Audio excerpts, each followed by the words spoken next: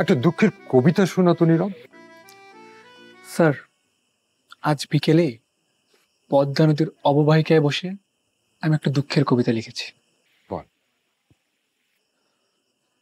চলে গেছে দিন তবু আলো রয়ে গেছে, সে যেন আমার পাশে আজও বসে আছে। এই কবিতাটা তুই লিখেছিস?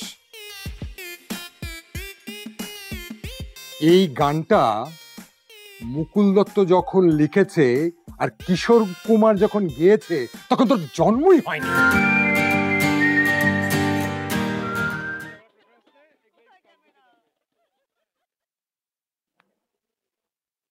নীরব, এদিকে আয়।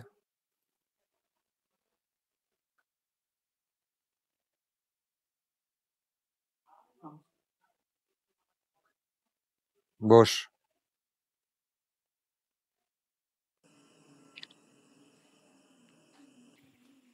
নীরব, তুই কি একটা ব্যাপার জানিস? এই যে শবনম আর হাবিবের বিয়ে হয়ে যাচ্ছে। জি স্যার। আচ্ছা, এটা কি ঠিক হচ্ছে বল? স্যার, আমি তো স্যার ভুল কিছু দেখছি না স্যার।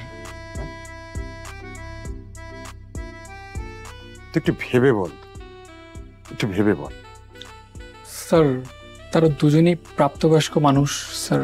তারা, এটাই তো স্যার তাদের উপযুক্ত বয়স স্যার বিবাহ বন্ধনে আবদ্ধ হওয়ার। স্যার স্বাভাবিক তো স্যার।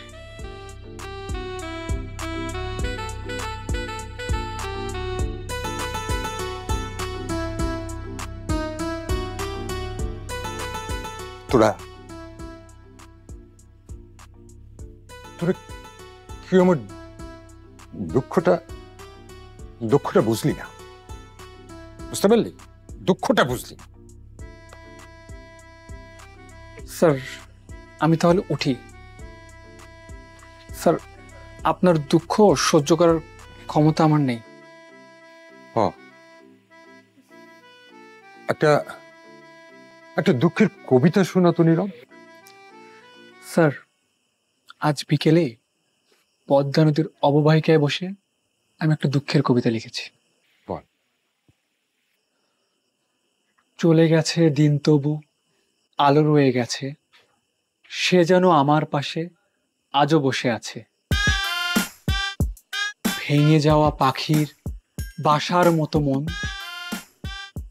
কিছু নেই তার পাশে আজ তো এখন। ডানা মেলে ফিরে কেন আশা তারই কাছে, সে যেন আমার পাশে আজও বসে আছে। এই কবিতাটা তুই লিখেছিস? এই গানটা মুকুল দত্ত যখন লিখেছে আর কিশোর কুমার যখন গেয়েছে তখন তোর জন্মই হয়নি। যা, আমার সামনে 2 সপ্তাহ তুই আসবি আর ডিপার্টমেন্টে আশপাশ তো ঘুরবি না। যা, বেরো।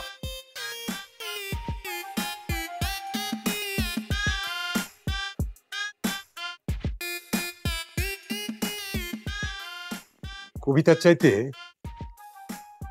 শবনমের বিবাহের কষ্টটা অনেক ভালো আমার জন্য, অনেক ভালো।